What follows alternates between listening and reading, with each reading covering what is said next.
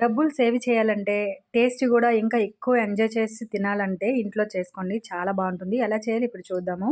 మనం పానీపూరి రసాన్ని ఎలా తయారు చేయాలో చెప్తాను. ఒక్క పచ్చిమిర్చి, కొత్తిమీర కొద్దిగా, పుదీనా, చింతపండు, గడ్డుప్పు వేసుకొని, కొద్దిగా వాటర్ వేసుకొని బ్లెండ్ చేసుకోండి.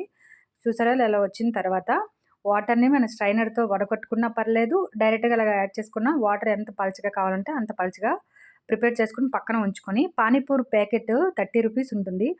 30 ప్యాకెట్ తీసుకొస్తే మనం ఈజీగా 10 మెంబర్స్ తినొచ్చు. చాలా ఎక్కువే క్వాంటిటీ. హ్యాపీగా ఎంజాయ్ చేస్తూ ఫ్యామిలీ మొత్తం తినొచ్చు. తర్వాత అన్నీ ఆయిల్‌లో వేపుకొని పక్కన ఉంచుకున్న తర్వాత, కర్రీస్ కోసము బంగాళదుంపల్ని బాగా ఉడకబెట్టి, పసుపు, కారం, గరం మసాలా, సాల్ట్ వేసుకొని, కొత్తిమీర రసం గూడా వేసుకొని, ఆనియన్స్ కూడా చాప్ చేసుకొని పక్కన ఉంచుకున్న తర్వాత సర్వ్ చేసుకొని తింటే సూపర్‌గా ఉంటుందండి. చాలా టేస్టీగా మనం ప్రిపేర్ చేయొచ్చు. రూ. 30కి 6 పీసెస్ వస్తాయి. అదే ఇంట్లో చేసుకుంటే ఎన్ని పీసెస్ తినొచ్చో ఆలోచించండి.